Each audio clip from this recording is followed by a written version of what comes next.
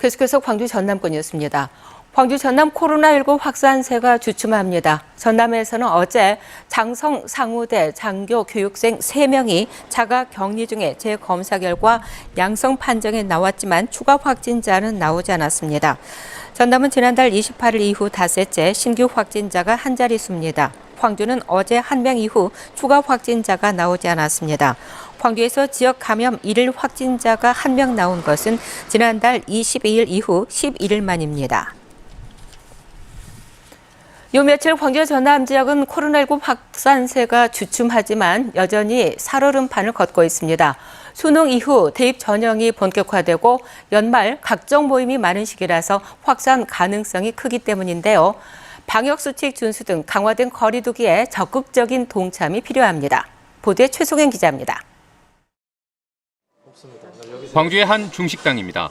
최근 광주에서 코로나19 확진자가 속출하면서 식탁 의자를 4개에서 3개로 줄였습니다. 2단계 거리 두기로 영업시간이 밤 9시로 제한돼 가게 운영에 어려움은 더 커졌지만 적극적으로 동참하겠다는 생각입니다. 영업적인 부분에 손실도 걱정이 되고 이런 방역이나 이런 수칙들 잘 지켜가지고 빨리 이 시기가 지나갔으면 좋겠습니다. 지난달 발생한 지역 감염 확진자 수는 광주 191명, 전남 231명으로 코로나19 확산세가 최고조에 달했지만 최근 며칠 새 하루 발생 환자가 눈에 띄게 줄었습니다. 하지만 불안 요소는 여전합니다. 무엇보다 서울과 경기 지역에서 대규모 환자 발생이 이어지는 데다 최근 비수도권도 증가세가 뚜렷해 어떤 경로로든 새로운 지역 감염이 발생할 가능성이 크기 때문입니다. 또 시기적으로 대입 면접이 시작돼 지역 간 이동도 크게 늘 것으로 보입니다. 학원을 간다던가 또 면접을 위해서 그 본인이 지원하는 대학을 방문해야 되는 상황이 생깁니다. 대중교통을 이용할 때 지켜야 될 수칙들이 있습니다. 이거 철저하게 지켜주시고 수능이 끝난 고3 수험생들의 이동량 증가나 성탄절 등 연말 각종 모임 역시 감염 확산세의 변수로 꼽힙니다. 그만큼 외출 자제와 마스크 착용은 물론 각종 시설 출입 제한 등 강화된 거리 두기에 적극적인 동참이 필요한 때입니다. KBS 뉴스 최송현입니다. 법원이 최근 사자 명예훼손 혐의로 기소된 전두환 씨에 대해 징역 8월에 집행유예 2년을 선고했죠. 검찰은 1심의 선고 형량이 가볍고 일부 사실 오인과 법리 오해가 있었다며 판결 4월 만에 항소했습니다. 전두환 씨의 회고록에서 시작된 헬기 사격 논란은 이제 법정 공방 2라운드를 예고하고 있습니다. 항소 이유와 향후 재판 일정을 김호 기자가 보도합니다. 광주지방검찰청이 전두환 씨에 대한 1심 판결과 관련해 광주지법에 항소장을 제출했습니다. 법원이 전 씨에게 선고를 내린 지 사흘 만의 결정입니다. 검찰의 항소 이유는 크게 2가지.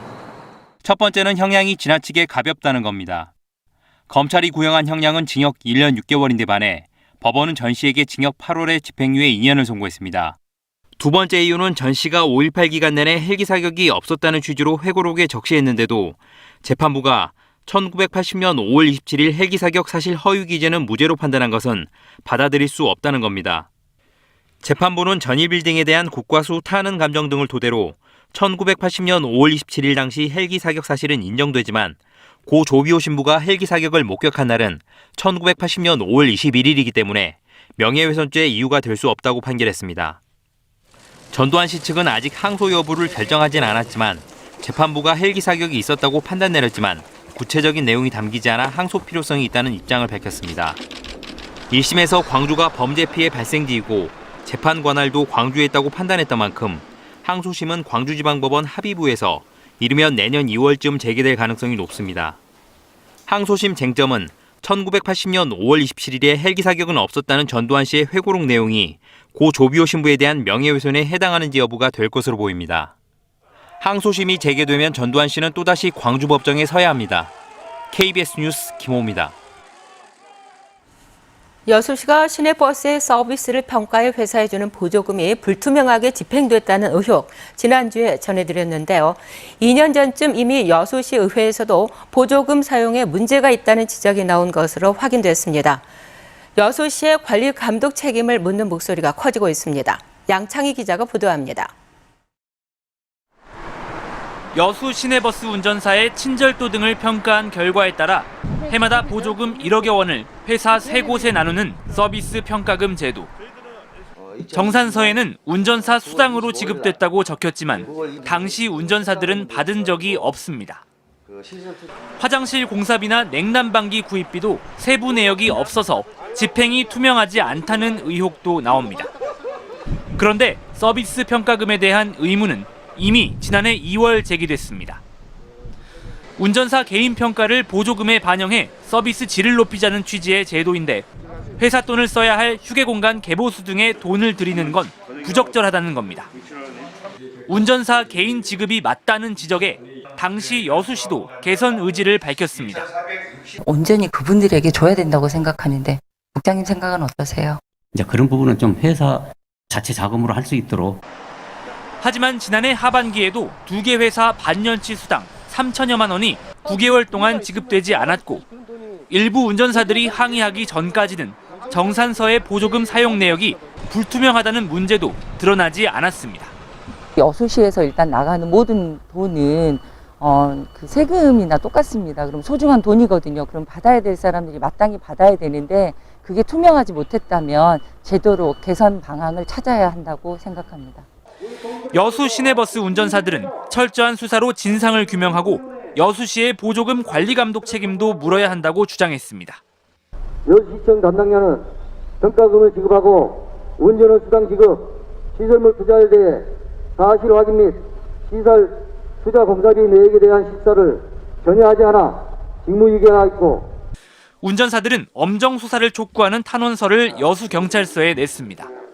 이에 대해 여수시는 버스회사에서 현장 조사를 벌이고 추가 서류 제출을 요청하는 등 실태를 확인하고 있습니다. KBS 뉴스 양창입니다. 고흥의 한 야산 화재 현장에 화물차 안에서 사망자가 발견됐습니다. 고흥 소방서는 어젯밤 11시 10분쯤 고흥군 금산면 한 마을 야산에서 불이 났다는 신고가 접수돼 출동한 결과 인근에 세워진 화물차 운전석에서 불에 훼손된 상태의 사망자를 발견했다고 밝혔습니다. 한편 이 불로 2헥타르 정도가 탔고 자연 소강 상태에 들어간 것으로 전해졌습니다. 경찰과 소방당국은 사망자의 신원을 확인하는 한편 화재 원인을 조사하고 있습니다.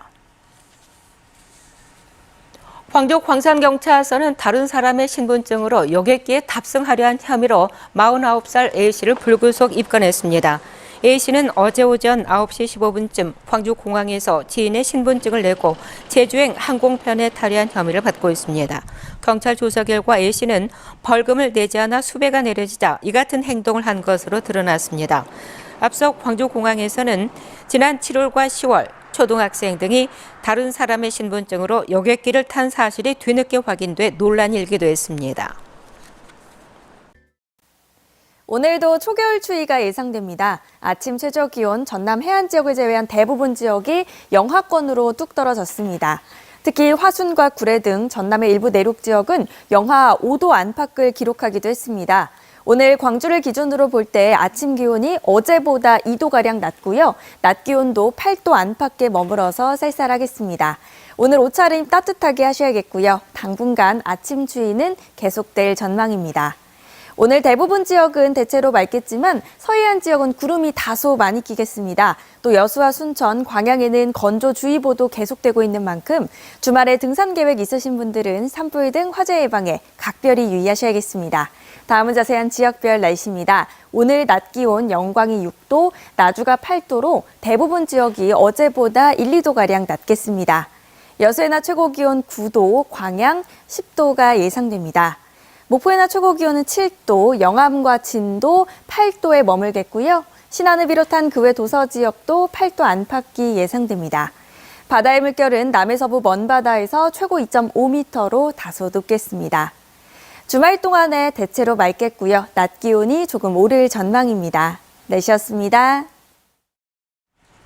희망 2021 나눔 캠페인 이웃돕기 성금을 보내주신 분들을 소개합니다. 나주시 세지면 내정 1, 2 주민들이 5만 원, 죽동 1리 주민들 8만 원, 나주시 산포면 매성 4리 주민들이 8만 원, 영광군 홍농읍 오람 2리 풍암마을 주민들이 8만 원을 보내주셨습니다. 성금을 보내주신 분들께 감사드립니다. 광주와 전남 지역 주택사업 경기 전망에 대한 기대감이 높아진 것으로 나타났습니다. 주택산업연구원이 발표한 자료를 보면 이번 달 전국의 주택사업 경기 전망 지수는 74로 지난달보다 3.6포인트 하락했지만 광주는 6포인트 오른 83, 전남도 18포인트가 오른 83으로 나타났습니다. 지난달 주택사업 실적 지수도 광주는 6포인트가 오른 87, 전남은 11포인트가 오른 81로 조사됐습니다. 광주에서도 주택 증여 건수가 해마다 늘고 있습니다. 한국감정원 자료를 보면 올 들어 지난 10월까지 광주의 주택 증여 건수는 모두 5,248건으로 지난해 같은 기간보다 484건이 증가했습니다. 금요일 아침에 함께한 KBS 뉴스를 마칩니다. 감사합니다.